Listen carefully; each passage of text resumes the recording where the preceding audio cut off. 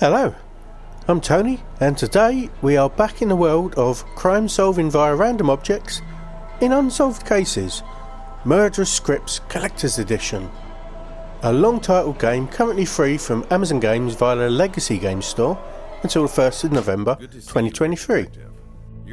As with most of the games that Amazon gives away via Legacy Games, this is a hidden objects, point and click puzzle solving game, which is a description as long as the title, but is necessary, as there's all of these elements present.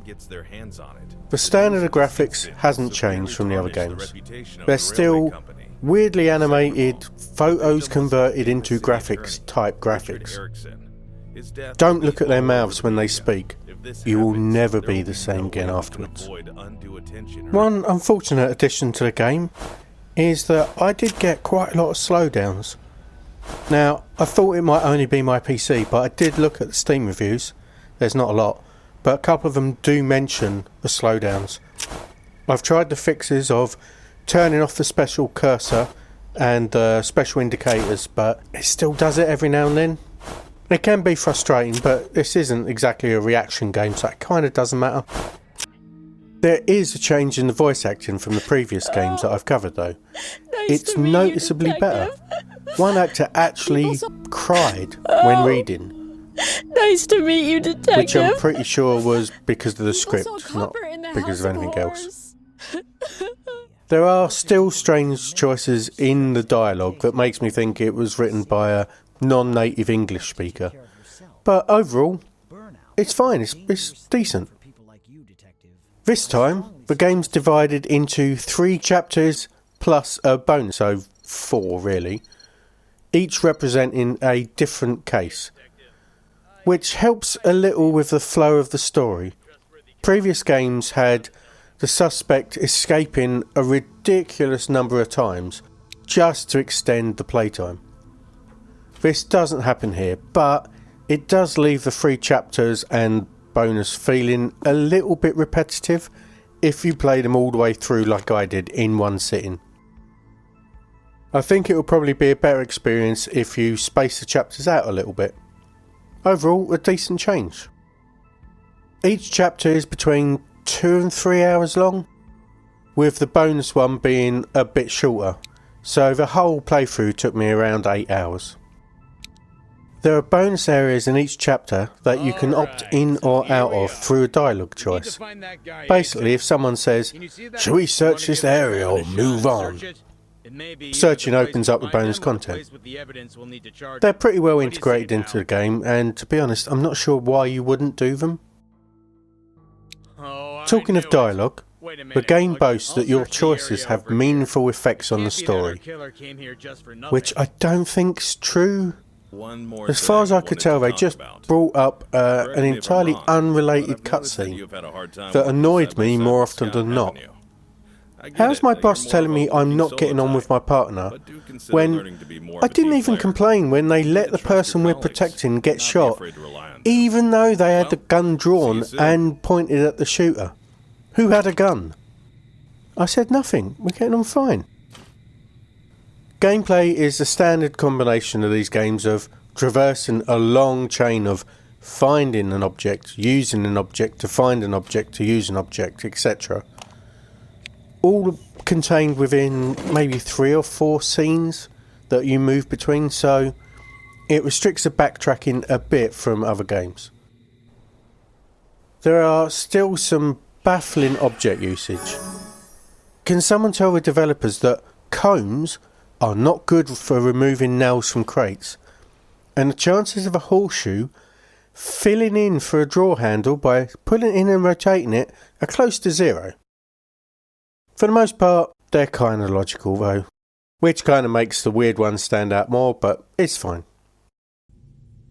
The hidden objects part of the game is actually a good example of a genre though, at least on the advanced or middle level that I played on, which doesn't highlight active zones, so you do need to do a bit more searching to find stuff. And it also gives the hint function a cooldown, which on the casual mode, the lower version, is unlimited. You do still have indicators for the types of collectible the game tracks, like icon in the corner will be lit up if there's a collectible on screen. That's disabled in the hardcore mode, which also disables hints. There are plenty of extra steps needed to find certain objects within these hidden object games, with mostly logical interactions between objects like using a knife to cut some stitches. These were decently challenging. I actually did have to use the hint function a couple of times. Not too frustrating and decent fun. A real strength for this game though is the puzzles. There were some really interesting ones. One with a clock hand that you had to set to a certain time really stood out, as I needed to grab a pencil and paper to work it out, and I was so pleased when I solved it.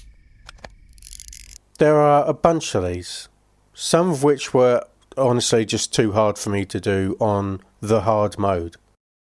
Fortunately, there are options if you get stuck. You can select an easy version of the puzzle, which is the same basic logic puzzle but with less complications. Like in a shape arranging problem, the hard version has lots of objects that can be rotated, so there's a lot of possible placements.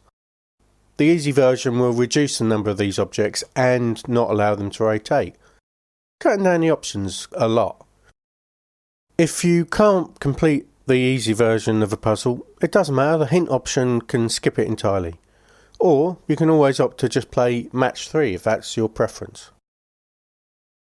A nice touch is once a puzzle's been completed, it can be replayed via the extra features option in the main menu, where you can also check out the collectibles and music that I don't care at all about, but if you do, there's no spoilers here.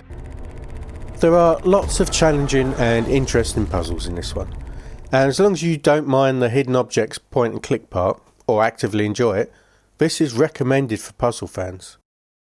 The hidden puzzles and the point and click part are improved by the shorter story length, since there's more logical consistency for the most part. Like I said, there's still examples that make no real sense. I would advise playing this on advanced difficulty though, since you can still make the game easier if you want to, and it was a much more enjoyable experience for me not having my hand held throughout. This is probably the best example of a genre that Amazon has given away so far, so if you're a fan of these games, this is worth the hassle of downloading yet another game launcher for. Okay, that's it from me for this one. Thanks for watching, and I'll talk to you soon. Goodbye.